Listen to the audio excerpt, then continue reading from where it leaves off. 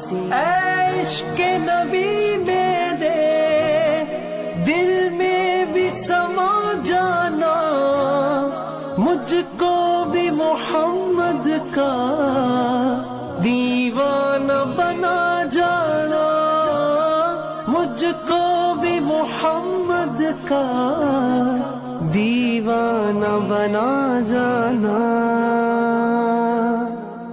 یہ جو سبق ہے عربی زبان سے متعلق ہی ہے، اور پہلی کا یہ بھی چل رہی ہے، جس کا پہلا سبق کل ہوا تھا اور دوسرا سبق آج یہ ہے۔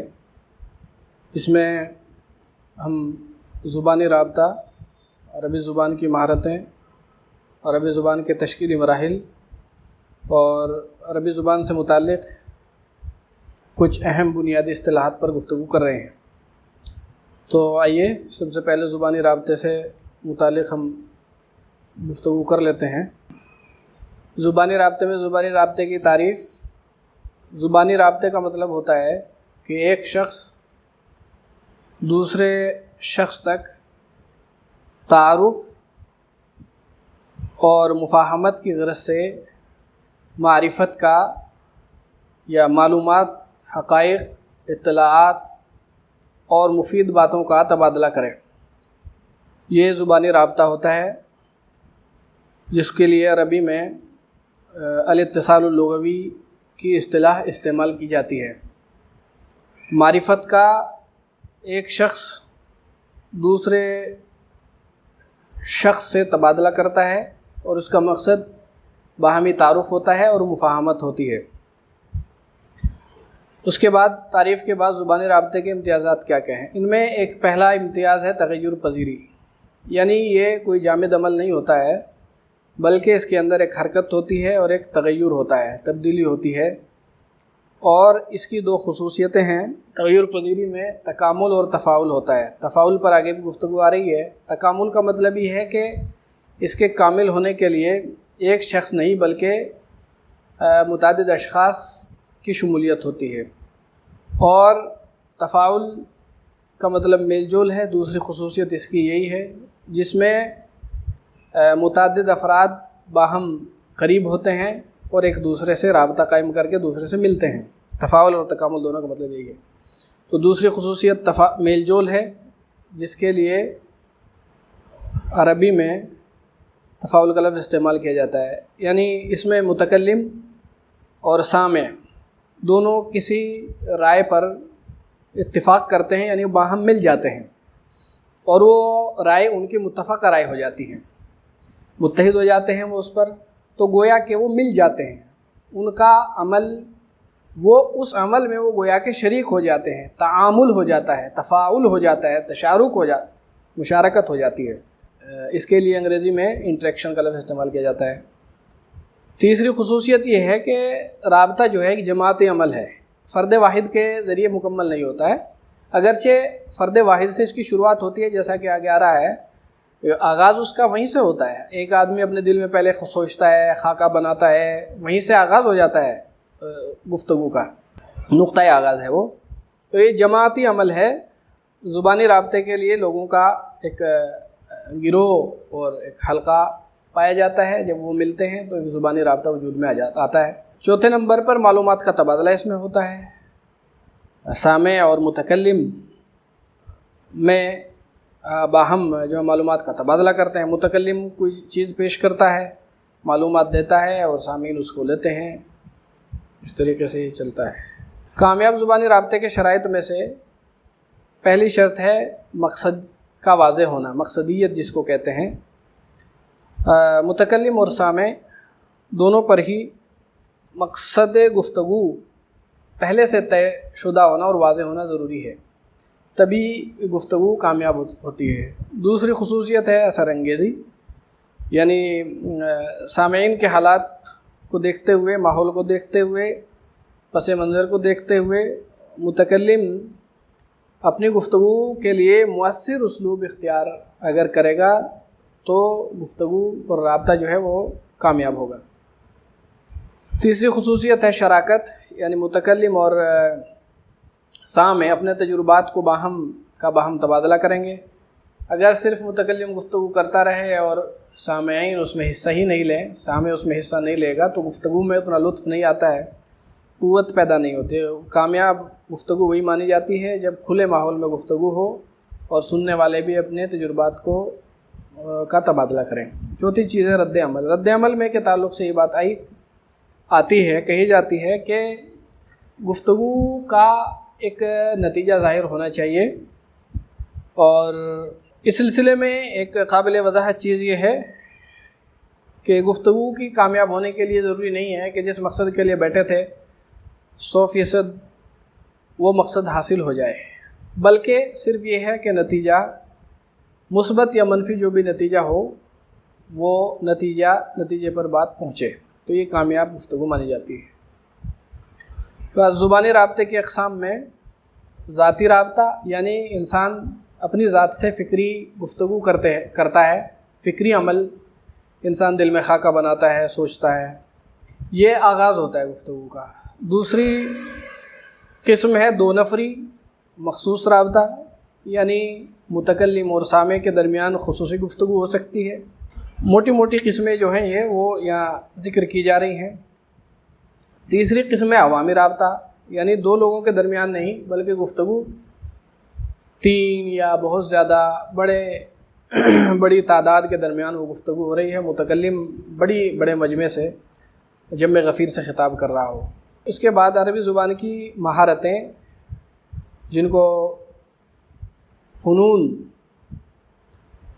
فنون اللغہ العربیہ یا عناصر اللغہ العربیہ بھی کہا جاتا ہے، اس میں ایک ہے سماعت کی مہارت، اور سماعت کی مہارت بہت اہمیت رکھتی ہے۔ ہم اپنے معاشرے میں دیکھتے ہیں روزمرہ کہ یہ سن کر ہی زبان وجود میں آتی ہے۔ یہ تمام زبانوں کے ساتھ ہے یہ مسئلہ، چونکہ ہم عربی زبان کے تعلق سے گفتگو کر رہے ہیں تو اس ضمن میں عربی زبان کے حوالے سے یہ بات ہو رہی ہے۔ سن کر سیکھنا یہ بہت بڑی حقیقت ہے۔ ہر معاشرے میں انسان جب پیدا ہوتا ہے تو وہ اپنی ضرورت کی زبان سن کر جو ہے سیکھتا ہے، پڑھتا بھی ہے، کہ زیادہ تر جو زبانیں سیکھی جاتی ہیں وہ انسان بولتے ہوئے کسی کو سے سنتا ہے اور پھر اس کے مطابق بولنے لگ جاتا ہے، زبان کو سیکھ جاتا ہے، اور اس سے زبان کو بولنا بھی سیکھتا ہے اور سمجھنا بھی سیکھتا ہے، ساتھ ساتھ سیکھتا ہے، صرف بولنا نہیں سیکھتا بلکہ اس کا مفہوم بھی سیکھتا ہے۔ تو سماعت کی مہارت سے مراد ہے سنی ہوئی چیزوں کو سمجھنا، جس کو کہا جاتا ہے فہم المسموع۔ عربی میں جب اس کو آپ پڑھیں گے تو کتابوں میں آپ کو ملے گا فہم المسموع۔ دوسری مہارت ہے گفتگو کی مہارت۔ تو سماعت کے ذریعے معلومات اخذ کی جاتی ہیں زبان کی، اور گفتگو کے ذریعے معلومات پیش کی جاتی ہیں۔ تو سماعت کو کہا جاتا ہے مہارت استقبال المعلومات، اور گفتگو کو مہارت تقدیم او ارسال المعلومات، اس کے ذریعے معلومات پیش کی جاتی ہیں۔ تیسری مہارت ہے خواندگی کی مہارت، جس کو مہارت القراء کہا جاتا ہے، پڑھنے کی مہارت یا پڑھنے کا فن۔ خواندگی کے ذریعے بھی معلومات اخذ کی جاتی ہیں، اس کو بھی مہارت استقبال کہا جاتا ہے، اس کے لیے اصطلاح استعمال کی جاتی۔ مہارت القراء کے لیے مہارت استقبال المعلومات اس کو کہا جاتا ہے۔ لکھنے کی مہارت، جس کو مہارت الکتابہ کہا جاتا ہے، مہارت الکتابہ کی اصطلاح عربی میں استعمال کی جاتی ہے۔ تو جب آدمی پڑھتا ہے تو معلومات حاصل کرتا ہے، لیکن جب لکھتا ہے تو اس اپنی تحریر کے ذریعے وہ دوسروں تک معلومات پہنچاتا ہے۔ جو اس کو پڑھ رہا ہوتا ہے وہ معلومات لے رہا ہوتا ہے، جو لکھ رہا ہوتا ہے وہ معلومات دے رہا ہوتا ہے۔ اب اس کے بعد ہے عربی زبان کی تشکیل کے مراحل، یعنی عربی زبان جو وجود میں آتی ہے اس کے مراحل کیا ہوتے ہیں۔ اس میں پہلا مرحلہ ہے صوتی مرحلہ۔ زبان کا سب سے پہلا مرحلہ آوازوں کا مرحلہ ہوتا ہے، جو حروف کی آوازوں سے وجود میں آتا ہے، یعنی جو حروف ہیں دراصل وہ آوازیں ہی ہیں، آوازیں ملتی ہیں تو حروف وجود میں آتے ہیں۔ تو آغاز وہیں سے ہوتا ہے، آواز سے۔ پھر اس کے بعد تو وہ آوازیں مفرد ہوتی ہیں، پھر مرکب ہوتی ہیں، پھر وہ جملے جو ہے اور مزید جو ہے ان کو پھیل جاتے ہیں، ان کے اندر وسعت پیدا ہوتی ہے، تو اسی سے الگ الگ قسمیں پیدا ہو چلی جاتی ہیں، ہوتی ساری آوازیں ہی ہیں۔ تو صوتی مرحلہ یا حروف کا مرحلہ، سب سے پہلا مرحلہ ہے جو حروف کی آوازوں سے وجود میں آتا ہے۔ دوسرا مرحلہ ہے مفرد کلمات کا مرحلہ۔ اسی طریقے سے بچہ زبان جب سیکھی جاتی ہے وہ سیکھی بھی اسی طریقے سے جاتی ہے، کوئی بھی سیکھ رہا ہوتا ہے چھوٹا بچہ، وہ اسی طریقے سے شروعات ہوتی ہے زبان سیکھنے کی۔ زبان کا دوسرا مرحلہ یعنی جب مخصوص جو زبان کے اصول اور ضوابط ہوتے ہیں اس کے تحت جب حروف کو ملایا جاتا ہے تو ان سے کلمات، مفرد کلمات وجود میں آتے ہیں، جو دوسرا مرحلہ ہوتا ہے۔ تیسرا مرحلہ ہے مرکبات کا، جس کو جملے کہا جاتا ہے، اس سے جملے وجود میں آتے ہیں۔ جب مفرد کلمات کو ضابطے کے مطابق جب ان کو ملایا جاتا ہے تو پھر جملے وجود میں آتے ہیں۔ چوتھا مرحلہ ہے نص کا مرحلہ، جب جملوں کو ملایا جاتا ہے، بہت پھیلایا جاتا ہے، ان کو مزید وسعت دی جاتی ہے، تو پھر پورے پیراگراف وجود میں آ جاتے ہیں، اور پھر یہ نصوص کے مرحلے میں زبان داخل ہو جاتی ہے۔ اور نصوص جو ہے اس کی الگ الگ خصوصیات ہوتی ہیں، ادبی نصوص ہوتی ہیں، دینی نصوص ہوتی ہیں، اور بہت بڑی تعداد نصوص کی ہے۔ کچھ ادبی نصوص ہیں اور کچھ دینی نصوص ہیں، بلکہ ایک مرتبہ میں نے سلسلے میں تھوڑا دیکھا تھا تو موٹی موٹی قسمیں تقریباً 30 کے قریب ہوتی ہیں نصوص کی۔ جو اس وقت نصوص کی جو قسمیں ہیں وہ تقریباً 30 کے قریب پہنچتی ہیں، اس پر انشاءاللہ کبھی گفتگو کریں گے۔ اب آ جاتے ہیں ہم، ہمارا اگلا جو موضوع ہے وہ بنیادی اصطلاحات۔ بنیادی اصطلاحات جو اہمیت رکھتی ہیں، ان سے واقف ہمیں ہونا چاہیے، خاص طور سے جو اس طرح کے تخصص کے مرحلے میں ہوں، عربی زبان کی مہارتوں کو پروان چڑھانے کے لیے پرعزم ہوں۔ اس میں ایک اصطلاح ہے مادری زبان۔ مادری زبان خوب بولا جاتا ہے، لیکن مادری زبان کی اگر تعریف پوچھی جائے تو وہ بسا اوقات ذہن میں مستحضر نہیں رہتی۔ تو مادری زبان کہتے کسے ہیں؟ مادری زبان وہ سب سے پہلی زبان جس کو بچہ اپنے ماحول سے سیکھتا ہے اور گرد و پیش کے لوگوں سے رابطے کے لیے جس کا استعمال کرتا ہے۔ سب سے پہلی زبان کو بچہ اپنی پیدائش کے بعد اپنے ماحول سے سیکھتا ہے اور گرد و پیش کے لوگوں سے رابطے کے لیے جس کا، یعنی وہ جیسے اس کا شعور پروان چڑھتا رہتا ہے، پھر اس کو رابطے کی ضرورت پڑتی ہے، وہ اس میں رابطہ کرنے لگتا ہے، تو وہ اس کی مادری زبان کہلاتی ہے۔ اسی طریقے سے قومی زبان، مادری زبان محدود پیمانے پر ہوتی ہے۔ قومی زبان کیا ہے؟ قومی زبان کی اگر تعریف کرتے ہیں تو قومی زبان کے بارے میں قابل توجہ ہے یہ متعدد مادری زبانیں والے کسی معاشرے میں، یا معاشرہ کہہ لیں یا آپ اس کو ملک کہہ لیں، کسی ایسے معاشرے میں جہاں مادری زبانیں متعدد ہوں، یعنی جہاں متعدد زبانیں بولی جاتی ہوں اور وہ زبانیں متعدد طبقات کی، وہاں پر اس معاشرے میں رہنے والے طبقات کی وہ ان کی پیدائشی زبانیں ہوں، جو انہوں نے بچپن سے جس کو سیکھا اور اسی میں پلے اور بڑھے، ایسے معاشرے کی متفقہ زبان جس کو رابطے کے لیے وہاں کے لوگ اپنی مادری زبانوں کے علاوہ باہمی رابطے کے طور پر استعمال کرتے ہوں یا باہمی رابطے کی زبان کی حیثیت سے استعمال کرتے ہوں، وہ قومی زبان کہلاتی ہے۔ جیسے ریاستوں کی اپنی ایک زبان ہوتی ہے، ملکوں کی اپنی ایک زبان ہوتی ہے، جس کو آج کی زبان میں کہا جاتا ہے کہ بھئی سرکاری زبان، لکھنے پڑھنے کی زبان سرکاری زبان یہ ہے۔ تو وہ سرکاری زبان جو ہے اس کو قومی زبان کہا جا سکتا ہے. جہاں پر عربی بولی جاتی ہے وہاں کی عربی قومی زبان ہو جائے گی، جہاں انگریزی ہے وہاں ان کی نیشنل لینگویج جس کو کہتے ہیں. زبان سیکھنے کا کیا مطلب ہوتا ہے؟ اصل میں دو اصطلاحات ہیں جو زبان کے سیکھنے سے متعلق استعمال کی جاتے ہیں. ایک ہے تعلم اللغہ اور ایک ہے اکتساب اللغہ. اکتساب اور تعلم، دراصل ان دونوں کے درمیان فرق کیا ہے؟ یہ معنوی فرق ہے. جب عربی میں اکتساب استعمال ہوگا اور تعلم استعمال ہوگا تو دونوں میں فرق کیا ہوگا؟ تو یہ اکتساب اور تعلم کا یہ فرق کسی بھی طرح کی معلومات حاصل کرنے سے تعلق رکھتا ہے، ٹھیک اسی طریقے سے زبان سے بھی اس کا تعلق ہے. تو زبان کے پس منظر میں اس کا مفہوم کیا ہوتا ہے؟ اب دیکھیے، تعلم اللغہ یعنی زبان سیکھنے کا مفہوم سے کیا مطلب ہے؟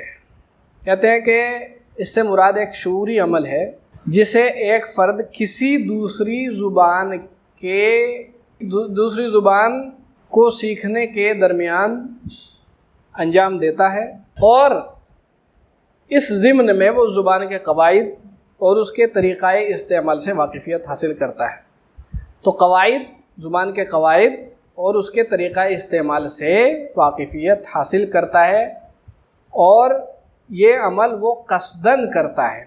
قصد اس میں شامل ہوتا ہے، ارادہ شامل ہوتا ہے تعلم میں. اکتساب کیا ہے؟ یعنی زبان کسب کرنے کا مطلب کہہ رہے ہیں کہ زبان سیکھنے کا لاشعوری عمل جو انسان کی طرف سے غیر ارادی طور پر رونما ہوتا ہے، جس کے نتیجے میں انسان کے اندر زبان کی مہارت فروغ پاتی ہے جبکہ اسے احساس بھی نہیں ہوتا ہے. تو یہ جو ماحول ہے، کہا جاتا ہے نا ماحول سے زبان آتی ہے.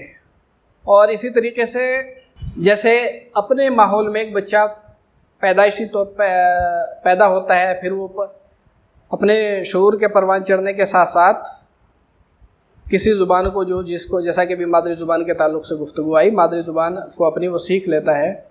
دراصل یہی وہ اکتساب ہوتا ہے کہ غیر ارادی طور پر بھی وہ ماحول کی وجہ سے اس کو زبان آ جاتی ہے. اس میں اس کو باضابطہ وہ کاپی قلم لے کر کے نہیں بیٹھتا ہے، ارادہ کر کے نہیں بیٹھتا ہے کہ بھئی آج چلو میں زبان کے لیے فارغ ہوں، آج میری کلاس لگ رہی ہے زبان سیکھنے کی، بھئی آج تو میں دیکھوں گا کہ ابو کیسے بول رہے ہیں، امی کیسے بول رہی ہے، چچا کیسے بول رہے ہیں، دوست کیسے بول رہے ہیں، لاؤ قلم کاپی میں لے کر کے بیٹھتا ہوں اور باضابطہ اس کو مقصد بنا کر کے اس کو تو سیکھ کے ہی چھوڑنا. ایسا نہیں ہوتا ہے، بلکہ وہ غیر شعوری طور پر اس ماحول میں رہتے ہوئے سیکھ لیتا ہے. یہی ہے اکتساب اللغہ. ایک موضوع ہمارا اور ہے، انشاءاللہ اس پر ایک لفظ اصطلاح استعمال کی جاتی ہے، الکفایۃ اللغویہ. بس یہ مختصراً ہے، پھر اس پر گفتگو کر کے بات ختم کر رہے ہیں، وقت زیادہ ہو گیا. الکفایہ اللغویہ، کفایہ کا مفہوم جو اردو میں قابلیت ہوتا ہے، وہ بہت قابلیت اور صلاحیت، لیاقت جس کو بولتے ہیں، وہ عربی میں اس کے لیے کفایہ کا لفظ استعمال ہوتا ہے. تو الکفایۃ اللغویہ کی اصطلاح عربی میں استعمال کی جاتی ہے، جس کا ترجمہ لسانی قابلیت کیا جا سکتا ہے. میں نے وہ ترجمہ وہی کیا ہے. تو یہ لسانی قابلیت، اس کا مفہوم کیا ہے عربی زبان میں؟ ماہرین کیا کہتے ہیں اس سلسلے میں؟ آپ دیکھیے، اس سے مراد ہے کہ سیکھنے والا، متعلم، سیکھنے والا زیر تعلیم زبان کے صوتی نظام کی واقفیت حاصل کرے اور اس کی تخلیق پر عبور حاصل کرے. یعنی زبان کے صوتی نظام کو بھی جانے، حروف کو، مفردات، مرکبات کو، مفرد کلمات کو، نصوص کو، جملوں کو، ان کو سے واقف ہو اور ان کو کی تخلیق بھی کر سکے، یعنی بنا بھی سکے. اس کے اندر یہ صلاحیت ہو کہ وہ اس کو ایجاد کر سکے زبان کو. اسی طریقے سے مزید اس کی وضاحت ہے، یعنی مطلوبہ زبان کے مرکب کلمات اس کے نظریاتی اور عملی بنیادی قواعد سے واقف ہو. نظریاتی اور عملی قواعد کا مطلب یہ ہے کہ کچھ قواعد تو وہ ہیں جو نظریاتی طور پر پڑھے جاتے ہیں، اور کچھ قواعد وہ ہیں جو عمل میں آ رہے ہیں، یعنی نظریاتی اور تطبیقی دونوں اعتبار سے وہ ان سے واقفیت حاصل کرے قواعد سے۔ جیسے پڑھا کہ بھئی الفاعل مرفوع والمفعول منصوب، مثال کے طور پہ اس نے قاعدے کے اندر پڑھا، تو اب وہ پڑھنے کے بعد ایسا نہ ہو کہ جو ہے ضرب قرأ زیدن الکتاب پڑھنے لگے، بلکہ جیسے اس نے پڑھا ہے ویسے تطبیق دے کر وہ صحیح پڑھے، قرأ زیدن الکتاب پڑھے، اور اس زبان کی فہم اور استعمال کے وقت مفردات کا ذخیرہ فراہم کرے۔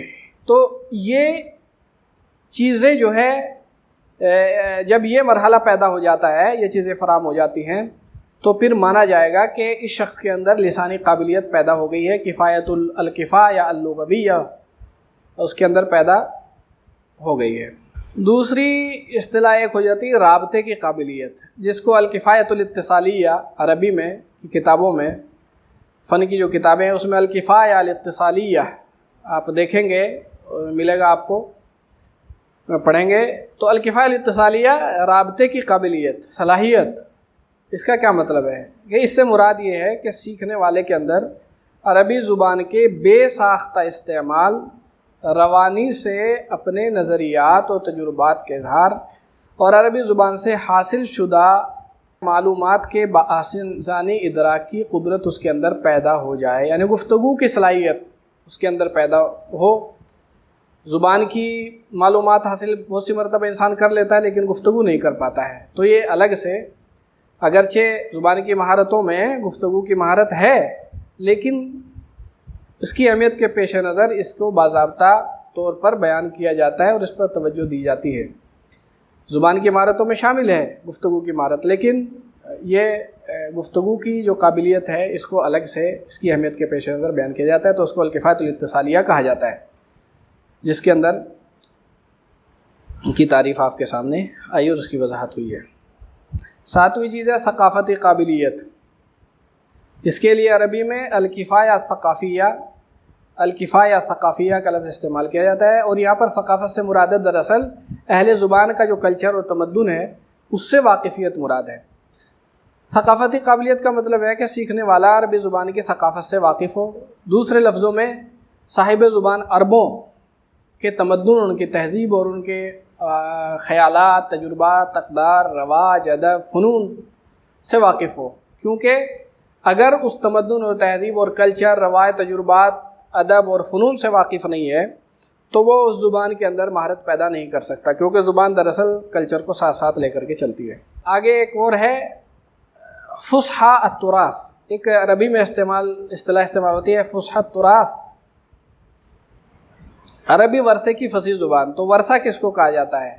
ورثے سے مراد دراصل جو قدیم سرمایہ ہے اس کو وراثت میں قدیم اس کو کے لیے تراث کا لفظ استعمال کیا جاتا ہے، تو اس میں کیا مراد ہوتا ہے؟ جیسے کتب التراث اگر بولا جائے گا مثال کے طور پر، تو کتب التراث سے مراد ہوگا قدیم دینی، ادبی اور شاعری سے متعلق جو مواد اور لٹریچر ہے اس کو جو ہے، اور اس سے متعلق جو کتابیں ہیں، تحریریں ہیں، ان کو کتب التراث یا کتابات التراث کہا جاتا ہے۔